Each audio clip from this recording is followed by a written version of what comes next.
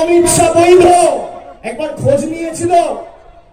বড় মা যখন বেঁচে ছিলেন একবার খালি ছবি তোলার জন্য গেছিলেন ঠাকুর বাড়িতে। যখন বড় মা অসুস্থ ছিলেন একবার খোঁজ নিয়েছিলেন তার শরীর কেমন আছে, তার কোনো অসুবিধা হচ্ছে কিনা স্বাস্থ্যের খবর রেখেছিলেন? মমতা বন্দ্যোপাধ্যায় আজকে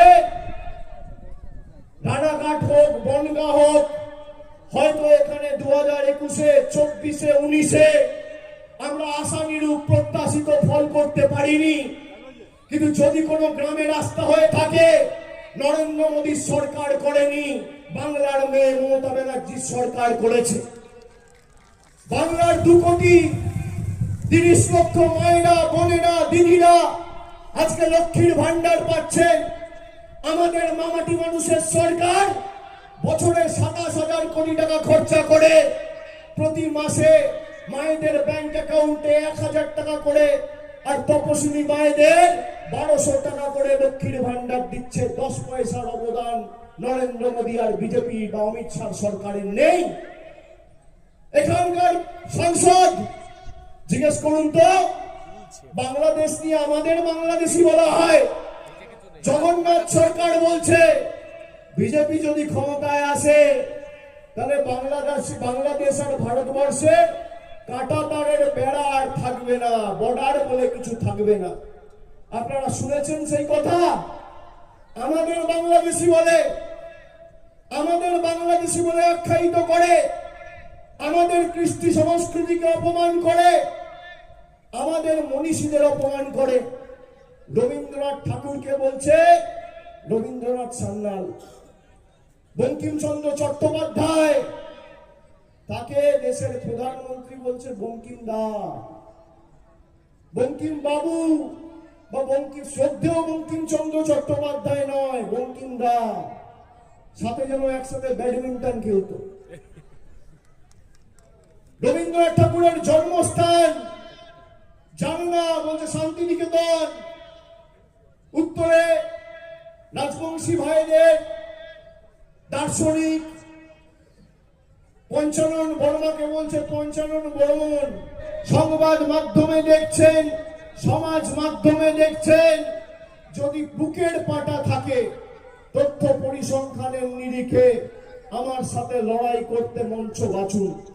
কোন মাঠে লড়বেন, কোন সংবাদপত্রের কোন প্রতিনিধি থাকবে, কোন সংবাদ মাধ্যম থাকবে।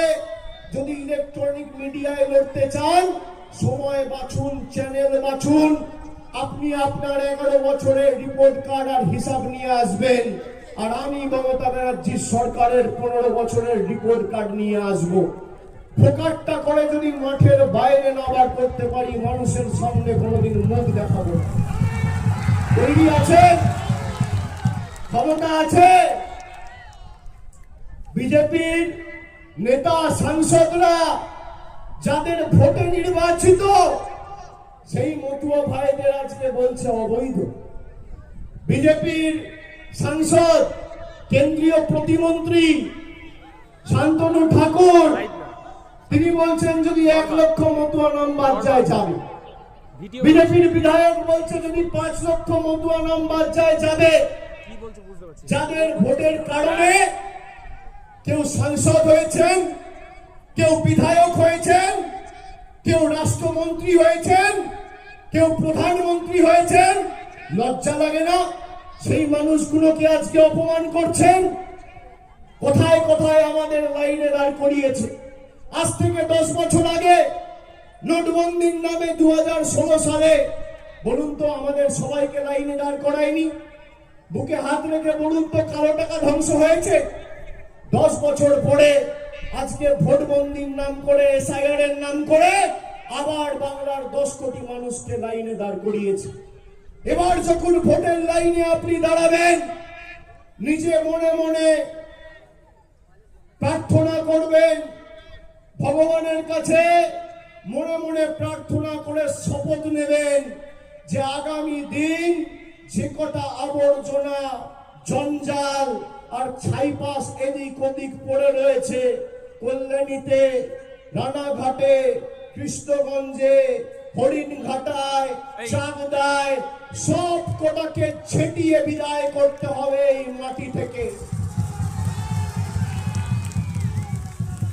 আমরা অবৈধ আর নরেন্দ্র মোদী বৈধ, মতুয়া ভাইয়েরা অবৈধ আর শান্তনু ঠাকুর বৈধ।